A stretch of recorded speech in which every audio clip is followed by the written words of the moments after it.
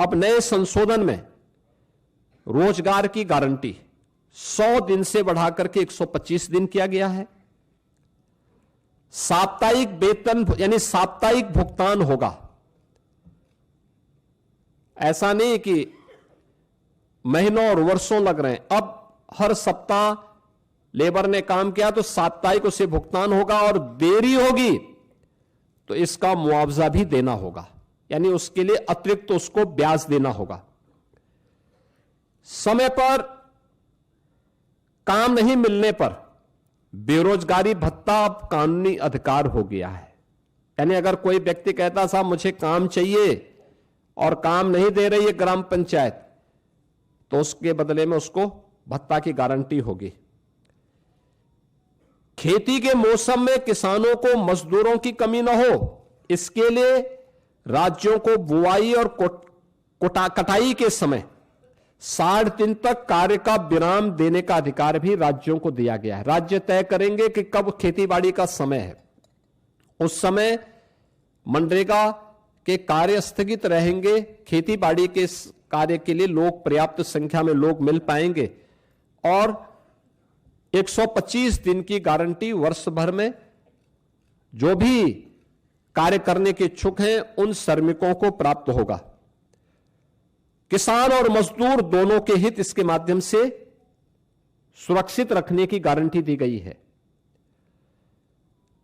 खोदने और भरने वाली कामों पर विराम होने से स्वाभाविक रूप से जिनके हित प्रभावित हो रहे हैं वो चिल्ला रहे हैं, क्योंकि गड्ढा खोदते थे फिर उसको पाटते थे। ये प्रक्रिया अब उनके हित प्रभावित हो रहे हैं तो स्वाभाविक रूप से उनका चिल्लाहट होना स्वाभाविक रहे। अब इसमें 4 श्रेणियां दी गई हैं जिसका निर्धारण ग्राम पंचायत स्वयं तय करेगी। एक, मनरेगा का उपयोग जो पहले होता था वह कोई अस्थाई पर संपत्ति आप नहीं बना सकते थे, लेकिन अब विकसित भारत जी राम जी के माध्यम से हम अस्थाई संपत्ति का निर्माण कर सकते हैं, और उसके लिए 4 प्रकार के प्रायोरिटीज तय की गई, प्राथमिकताएं जो तय की गई, श्रेणियां। एक, जल संरक्षण के लिए आप देख रहे होंगे ग्रामीण क्षेत्र में या शहरी क्षेत्र में अक्सर आप देखते हैं ग्रामीण क्षेत्र में बहुत सारे ब्लॉक को हमें वहां पर डार्क जोन के रूप में घोषित करना होता है। पानी की मात्रा बहुत नीचे जा चुकी होती है, कोई वहां पे अस्थायी व्यवस्था नहीं बन पाती है। आप इस योजना के माध्यम से जो मनरेगा में व्यवस्था नहीं थी, विकसित भारत जी राम जी के माध्यम से गारंटी दी गई है कि वह इसके माध्यम से जल संरक्षण की अस्थायी व्यवस्था क्रिएट कर सकते हैं, यानी रेन वाटर हार्वेस्टिंग की व्यवस्था, चेक डैम की व्यवस्था और उससे जुड़ी हुई अन्य सुविधाओं को वहां पे गांव में वो क्रिएट कर सकता है। ग्रामीण बुनियादी इंफ्रास्ट्रक्चर के माध्यम से वह इन चीजों को वहां पे विकसित कर सकता है, सड़क, नाली, इन सब का विकास कर सकता है।